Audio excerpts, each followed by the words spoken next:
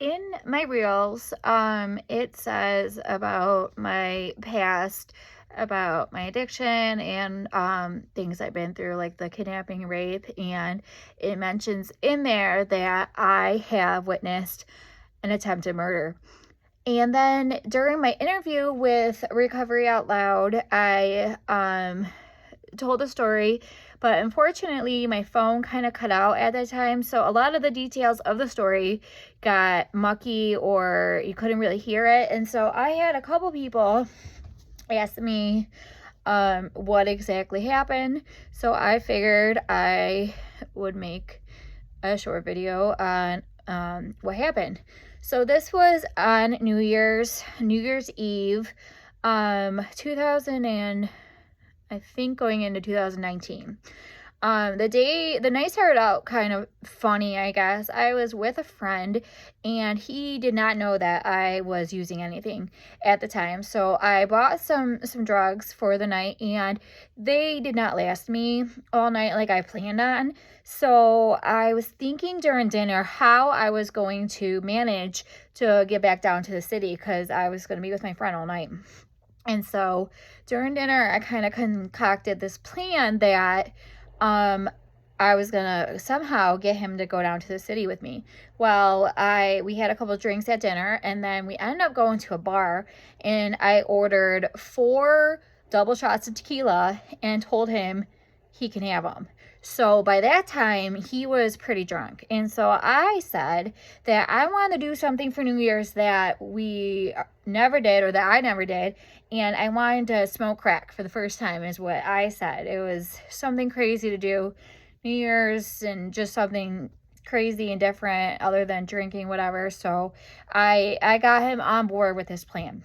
So I got in his truck and he gave me his credit card. We went to the ATM and I drove down to the city. And apparently I didn't even realize what time it was because I was walking into the house and it was midnight, and all of a sudden all these people came outside and I heard hundreds and hundreds and hundreds of gunshots all around, and I had no idea that it was a thing in Detroit where everybody shoots their gun in the air. It sounded like a war zone. Like, it was crazy. So I went down there, got the crack, and witnessed this gunshot New Year's thing at midnight, and then we came back. Now, he never asked me how I knew where to get crack from or what I knew, like how I knew what to do with it or how I had the tools to do stuff with it or whatever, but we ended up doing it that night or whatever and going back to my parents' house and drinking and partying and just having a good time. Well, about 3 in the morning, everybody fell asleep, and I realized that I was trying to think about how I was going to go down to the city the next day and get like the drugs I need to, for the day and to not get sick during the day or whatever. So I figured that I would sneak down back to the city. So at this time, I had my Camaro was already seized by the Detroit cops like 2 weeks prior. So I did not have a car. So I stole this truck of my friend's. He was sleeping at my mom's house. I took his truck and I left. And I went down to the city at like 3 in the morning, and there was a bunch of people at the trap, just smoking and doing stuff and drinking, having fun. It was like a party.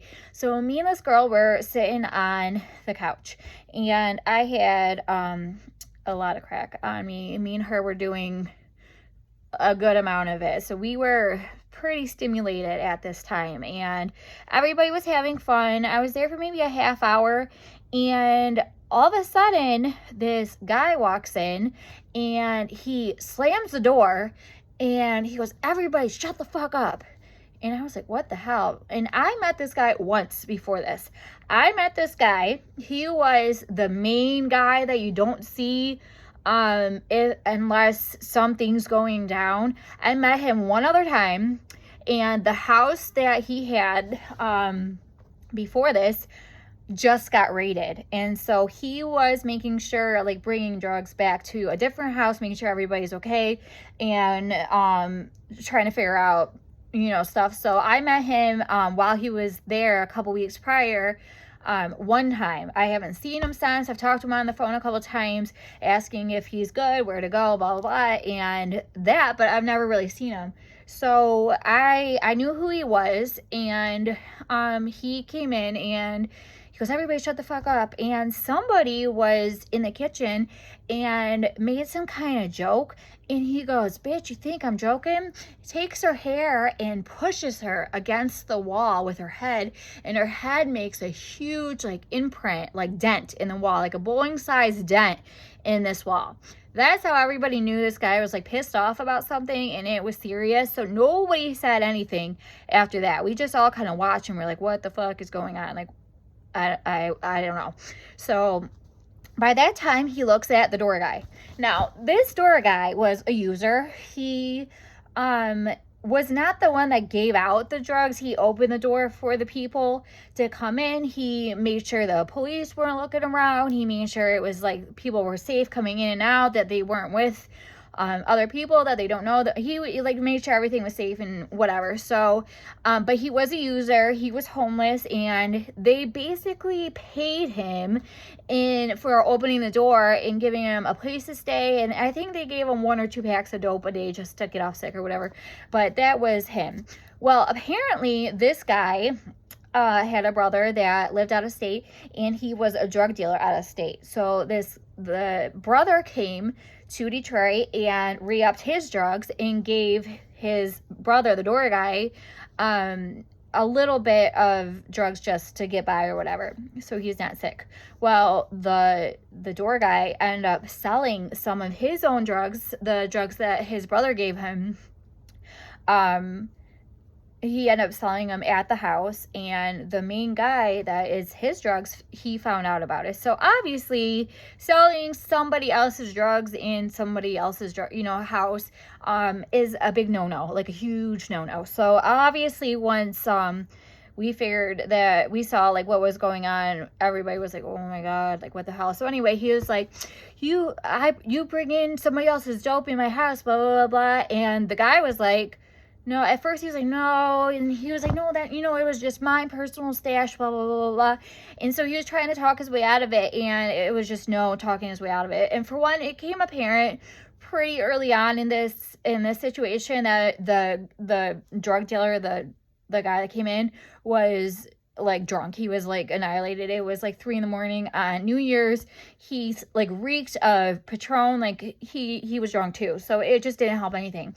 Well, he looked at the guys that normally are like the sellers that like hold the bag and dispense drugs, and he goes, kill him.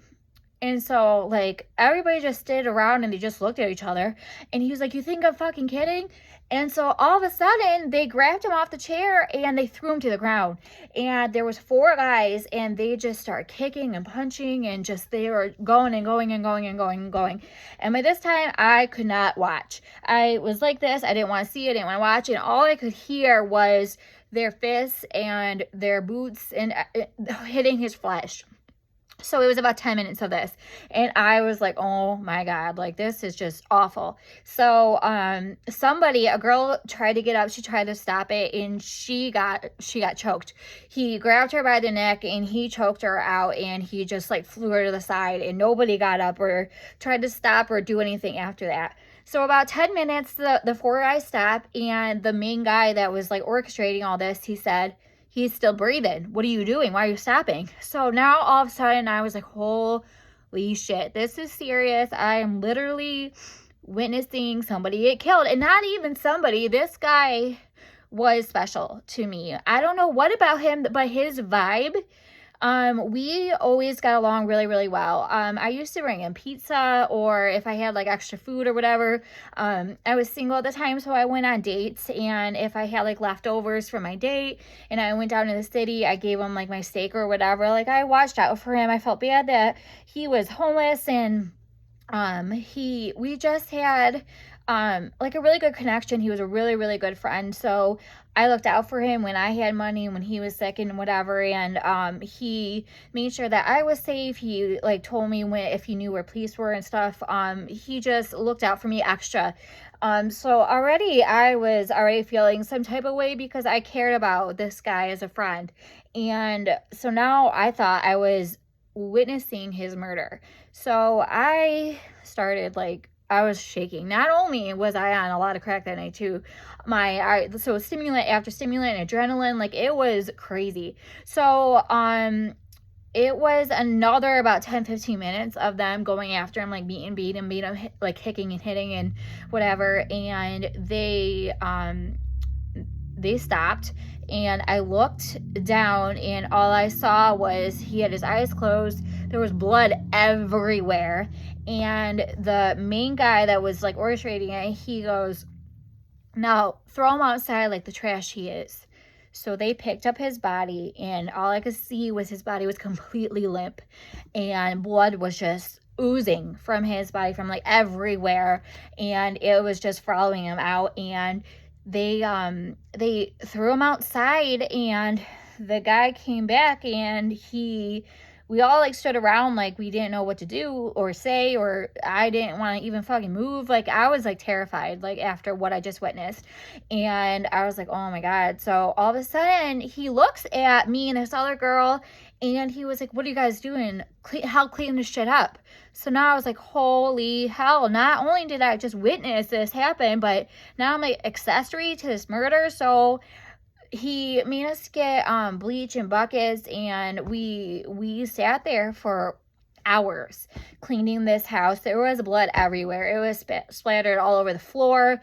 It was on the walls, on the ceiling, on the coffee table. It was everywhere. So he watched us. He literally stood over us and was super close, and had to be satisfied with there not being any blood or anything at the time. He made us scrub down the fucking doors and fingerprints and everything. So by that time, I figured, I was like, what? We witnessed all this. We're cleaning up after this. Like, what's going to stop him from killing us? Because we saw that it all happened and that it went down, whatever. So I didn't know what was going to happen, if I was going to make it out of this situation. It was crazy.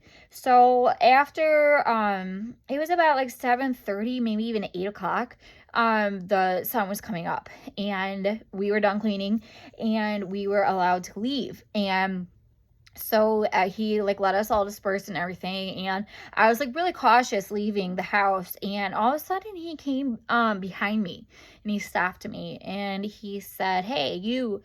And he was like, you're Lisa, right? And I'm like, yeah. And he said, I met you once before, and the last time I met you, there was a problem when the house got raided, and now you're here with this problem. Does that mean that we're gonna have problems, or that you're a problem? And I was like, no, this is just a coincidence. Like, I was shaking. Like, I felt my knees shaking. I felt like every part of me, the adrenaline was like rushing through my body. And he was standing like super close to me too. Like one of my hairs was connected to his beard hair, and like I could see it like between us. It was like, and I can smell his breath. Like, he was super, super close to me. I don't know if he just liked intimidating people, or it was whatever. So, we stood there, and I was like, no, I swear, whatever. And then he just laughed, and he's like, hi, I'm just kidding. We're Gucci. Whatever. And I was like, oh my God. Like, so I laughed and whatever too. And I was like, okay, like, can I go now?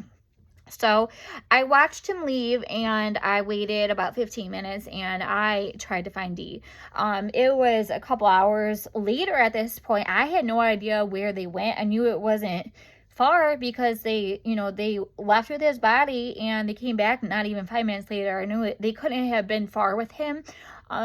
But he wasn't anywhere in sight. So I called the ambulance anyway, and all I said was, my friend needs help. He's in the street.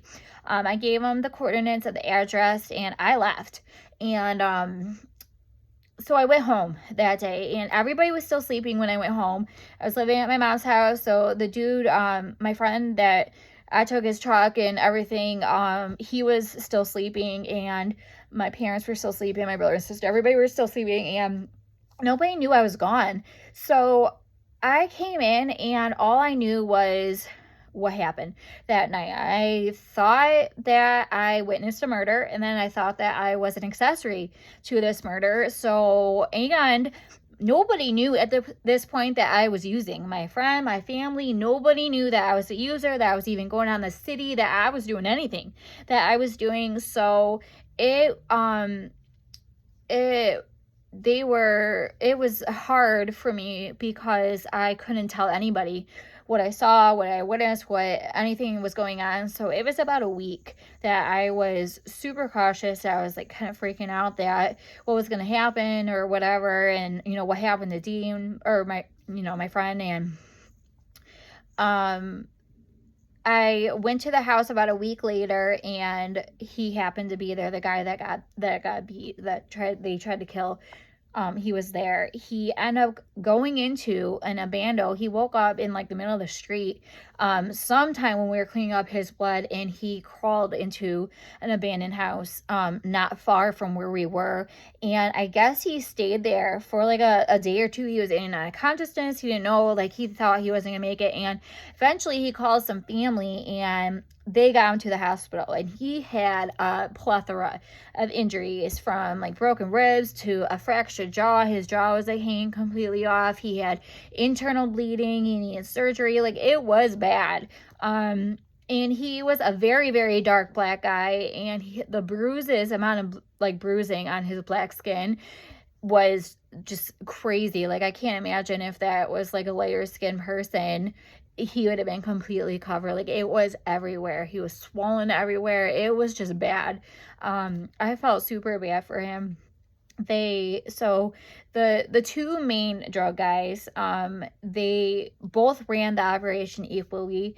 And what happened was, when the other guy that wasn't there found out the other main guy tried to kill this dude, and it all went down the way it did, he didn't agree with it. So apparently there was like a thing of an argument or whatever between the two main guys, but they let the door guy that they tried to kill come back in the house, and he was promised not to be touched by anybody or whatever. And like that's all that happened out of that situation. So for about a week I thought he was dead. I thought he witnessed a murder and then I cleaned up after a murder and whatever, but I was happy that it was not a murder, just an attempted murder. But it was still something that was super traumatic to watch. So I mean, I don't like to think about it often. It's like a crazy story. I try not to think about it until I was in jail, and every time the girls got in a fight and you heard the sound of flesh on flesh and fist on flesh, I got like those flashbacks of what happened that night. So it was like super crazy.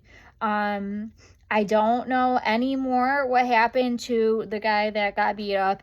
We were really good friends. He ended up serving about a year in jail, and I had video calls with him over jail, and then he came back to Detroit, and he was clean for about a year, and then we lost contact. I don't know. I hope he's still good. I hope he's still clean, or whatever. But that story was, it definitely was like the first part of going down to Detroit where I realized that it is dangerous as people say it is. You heard these stories all the time. Oh, it's dangerous. You're dumb being white going south 8 Mile, like whatever, like even a girl, like whatever. Everything that people said could happen to me, from my car being stolen to seeing stuff like that, to seeing guns or shootings or stabbings or rapes or murder or like whatever. Most of the things that people warn you about has happened to me, and I didn't think any of that could happen. I feel like I was just one of those people that didn't think stuff could happen. I kept putting myself in those situations, especially when I got kidnapped. I was walking at 7 Mile and Gratiot at 10 o'clock at night in Detroit. I feel like it's not like super surprising. It does suck that was like a part of my story, and that this was a part of his story. It's just what comes with this territory and what comes with putting yourself in that situation, and it's a scary thing to think about. But that is the story of the attempted murder.